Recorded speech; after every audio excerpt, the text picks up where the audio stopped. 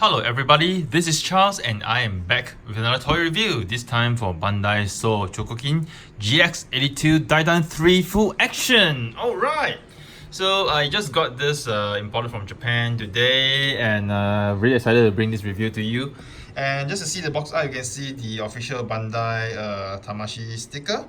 Right, and also here we see a sticker for Daitarn 3, very nice sticker, and this is the 40th anniversary of Daitarn 3, wow! I'm not sure if the Asian version will come with this sticker though, but you can see that the Japanese version doesn't come with the Asia label, which is good.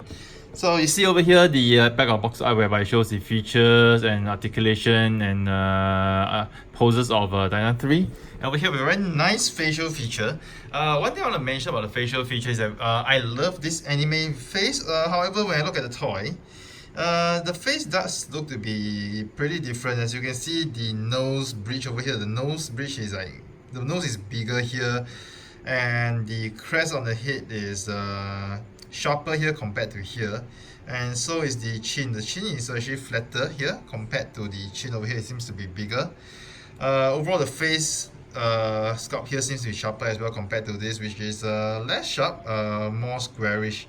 So yeah, personally I feel that the toy, the face sculpt of the toy is not really similar with the box art. I would have loved the face to look like the one on the box art. I think it looks a lot more suave and handsome compared to this face. I guess this face probably looks more accurate to the vintage toy, but no matter, you know, just a personal preference. So yes, and here's move the box aside. And I'm gonna lower my camera a little bit, and here is Daitarn 3. Alright, so this is the full action version.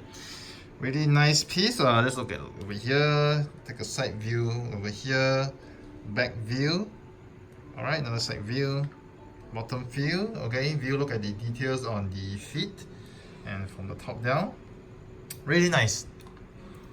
So it does come in the box and the wing is unassembled. Let me take the wing out. So one thing I liked about the wing part is that the wings here, they feel very sturdy. So even if you are slightly rough in handling your toys, don't worry, because it's really sturdy. You wouldn't have to worry about breaking a toy. And this is hard plastic, it's not rubber, so you don't have to worry about your wing bending or deforming over time due to heat. So yeah, it's good, pretty nice. And over here we see at the back, the wording's in white. Okay, let me see if I can get the angle correct. Okay, you see Bandai Spirits over here. Okay, you don't see this Bandai Spirits word in the Vortex 5 full action figure. This is what I saw. So it's Bandai Spirits, really cool. And it says made in China with a serial number, with a logo over here. And over here there's just some Japanese wording, I think, of the license company, which is really cool. Yeah, over here. See the license company. Chuan Tong something. I can't read Japanese words, but yeah. And Bandai Spirits. So this really nice imprint of Bandai Spirits over here. Overall, the whole robot feel is really nice. You do get a nice metallic gloss, okay, metallic shine, sparkly metallic shine to the chest piece and the dark blue areas of the figure, which is really cool. Just put this back. Okay, it comes with a instruction booklet, in a black and white instruction booklet. Yeah, disappointing. And from the instruction booklet, you can see that they actually used the prototype to showcase the articulation of the figure. And from the prototype, you can actually tell where the diecast content is. All right. So diecast content wise, you have the chest piece, this entire chest piece, the red part. Okay, this blue part, metallic part, and the back piece as well. This back piece. All right. This back piece is diecast. All right. Over here, the top part, this blue part, okay, this shoulder piece is not diecast, it is just plastic, okay.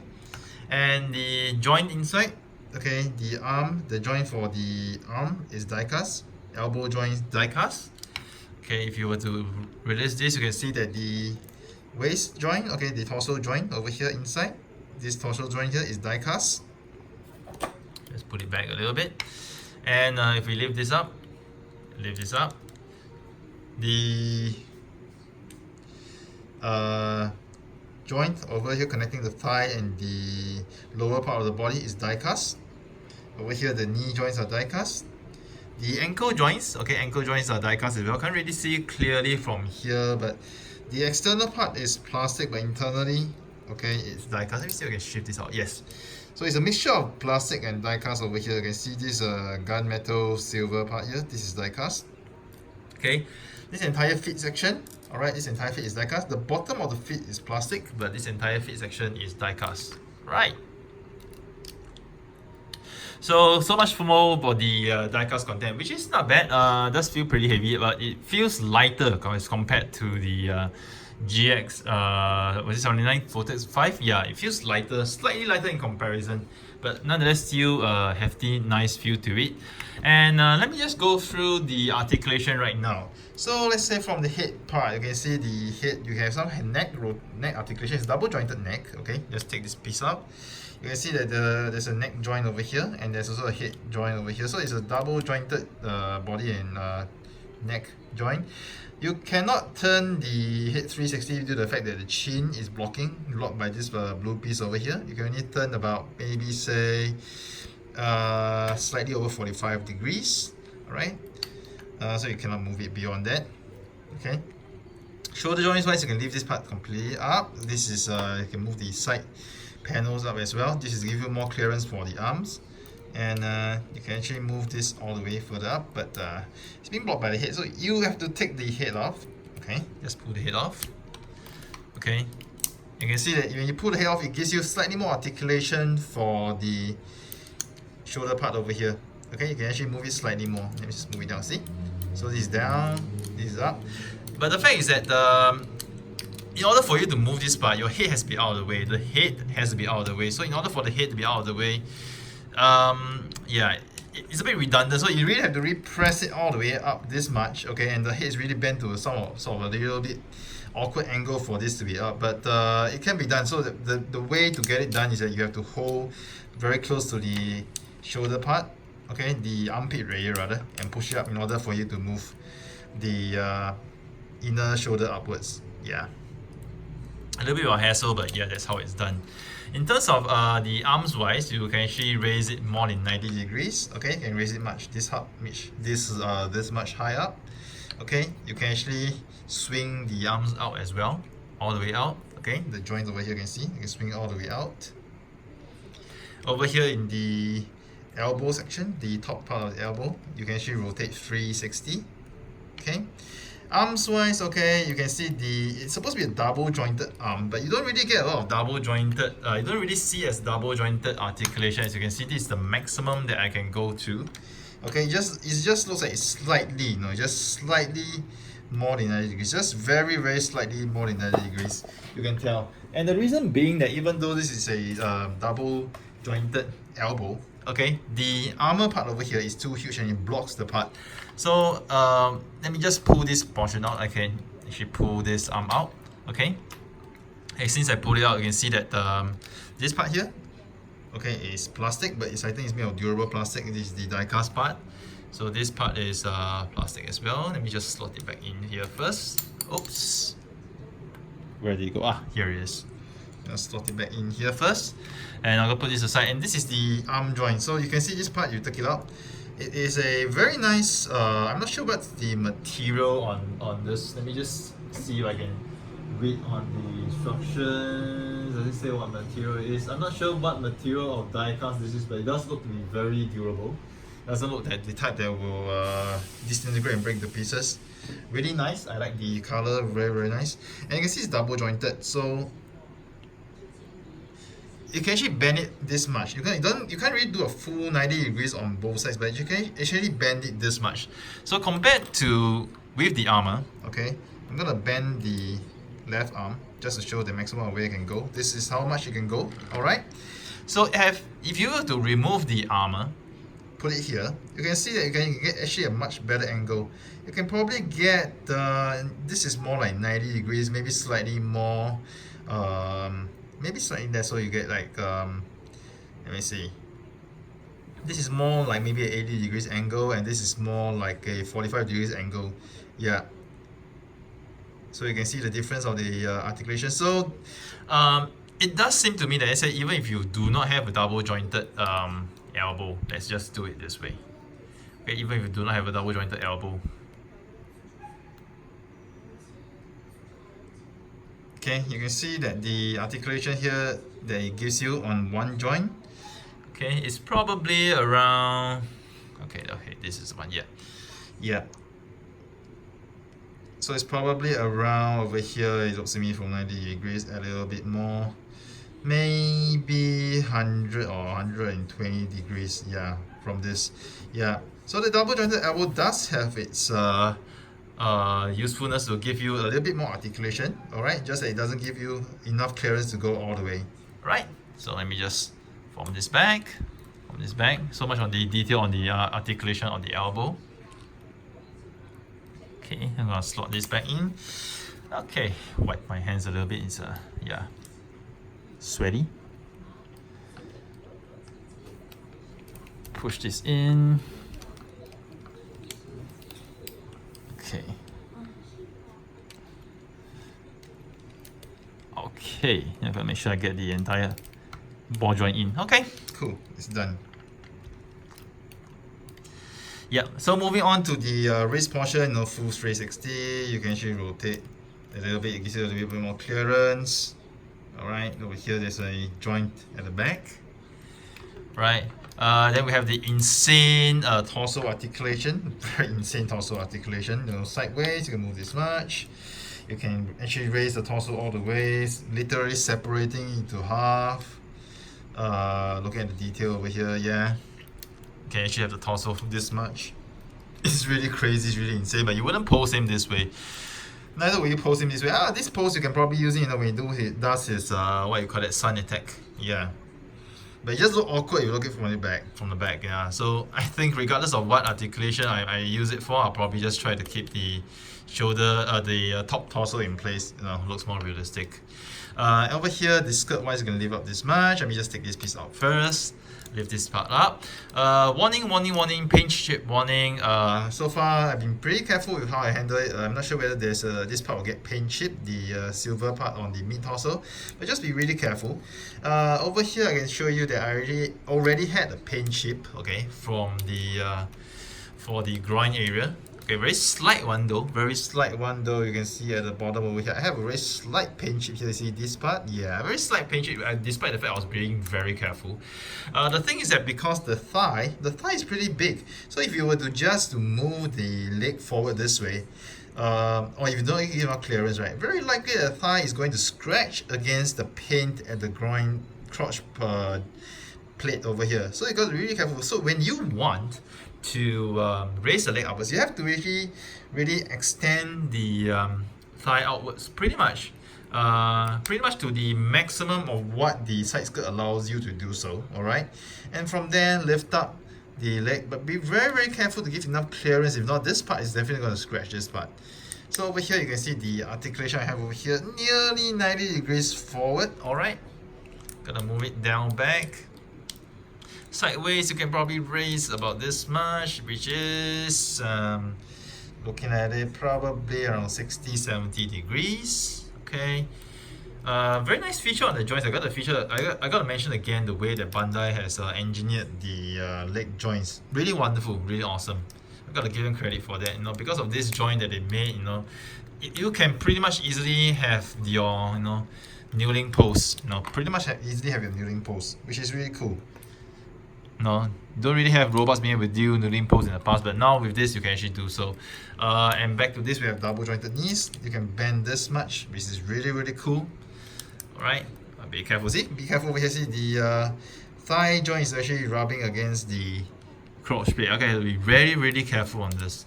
So moving over here, let's move it back a little bit, and you can see I have full 360 rotation on the thigh area. Okay, I'm gonna adjust this right now back here. Okay. And moving downwards, okay, we see the thigh, ankle joints. You can't really pull in, or I don't recall. Yeah, you can't really pull in out. So over here you can see on the ankle plate, okay, you can actually move forward, backwards. Okay, you can actually rotate it sideways as well, depending on which pose you want to make it. And one thing I like about the feet is that this blade is actually movable. It actually moves. It's a joint on its own. Okay, this joint is actually connected to this part. So you can see over here, this gray part over here in between the diecast. This is actually the joint for the blade on the lower part of the feet, which is cool. You know, I like this feature. I think it's a very innovative feature that more in that Bandai thought of. Instead of just letting this be one single piece where it's gonna hinder the movement of your feet, Bandai has came out with the idea, you know, why not we move this piece, you know, allow this piece to be a separate piece rather than one whole piece connected to this, and you know, just let it move. And this gives us so much more articulation compared to having this as one single piece. So kudos to Bandai for that. It's really innovative, and I personally like this touch that I've given it to Daitarn 3. So Daitarn 3, you know, initially when I was looking at the robot, I took it out of the box, I felt the figure was underwhelming, but the more I handle the figure, the more I start to like it, and I start to feel, oh no, I'm glad that I actually bought 2 pieces of this. Yeah, I started to buy 2 pieces of Chogokin again, you know. So yeah, it's cool. I mean, I like the way the sculpting is done, you know. So you know, full action, like I said before in my previous review, is the dream come true for collectors like us who want their super robot, not just you know, we have a fully perfect transformable version in the GX-53, and no, it doesn't have full articulation, but I think it's a wonderfully engineered piece to give me a perfect transformation, more or less. And I think the full action allows me to fulfill my dream of, you know, giving this figure very dynamic poses, you know, doing things like sun moon attack, all the poses, which is really cool. And another thing I like about this is that I'm going to compare this with Voters 5. So Voters 5 here side by side together, you can see that basically they're more or less the same height, okay? Which I like it because this is a big transforming robot and this is a combiner robot. And I think in terms of scale wise, they look alright. You know, I'm not sure how the scale is in the real toy and robot encyclopedia. I'm not sure who is bigger or whatnot. But if I recall correctly, Daitarn 3 seems to be one of the bigger robots. But scale aside, I think in terms of, you know, the looks and the aesthetic, they look very, very nice together this way. No, very nice. And you can obviously see that Voters 5 is on the slimmer side. And Daitarn 3 is on the beefier, more muscular side. As you can see that the lower arms and the fists of Daitarn 3, okay, is actually bigger, significantly bigger compared to Voters 5. And so is the thigh as well. The thigh for the Daitarn 3, the legs and the feet, everything is bigger. So I think Daitarn 3 as a type of figure, you know, has a shogun type of feel, a general type of feel. The representation is really nice. That he does, you know, he is beefier, he's more armor up. So this Daitarn 3, the whole Daitarn 3 figure itself is just basically like a shogun, a samurai, being armor up. You know, the shoulder plates and the blades on the legs, you know, and the crest on the head. Really cool. And whereas, you know, when I look at Voters 5 just reminds me more like a ninja, you know, it looks more like a slick ninja figure. And then if you recall the weapons that it comes with, the swords, you know, the spin wheel, yeah, it does look like a ninja weapon. So yeah, so I personally really like this, and I think I'm really starting to fall in love with this line a lot. And I just can't wait to get Daimos when it comes out next month. And I guess upcoming we probably can expect which series to be out in the full action. Probably we are definitely going to see Combattler V. We're definitely, I guess we're going to see Zambot 3 as well. So I'm gonna be so looking forward to those, and hopefully maybe down the line they are going to make a full action for Dan Cougar. Yeah, Dan Cougar will be one of those that I want. Ideon, you know, not a big fan of Ideon, but it'd be nice to have Ideon. Baikang Fu will be great as well. I'm just turning around looking at my Chogokin collection, and you know, would I want them to do a full action for Gunbuster and God Sigma? Maybe not, because they already have the super robot Chogokin for Gunbuster and God Sigma. So it does feel like they're basically just gonna upsize the figures when they do the full action. So yeah, let's just leave it the way it is. But let's bring on Dan Cougar, Baikang Fu, Voters V, Zambot 3, and what else? Who else are going to look at full action? Ah, yes. What's the guy's? What's that other combiner's name? The one with 3 robots combined. Looks very much like Zambot. Looks very much like Daitarn 3. Oh gosh, I can't remember the robot, but yeah. But anyway, yeah, that's it. So here's Charles signing off with yet another toy review. I hope you guys have enjoyed it. Do stay tuned to my channel for more reviews next time.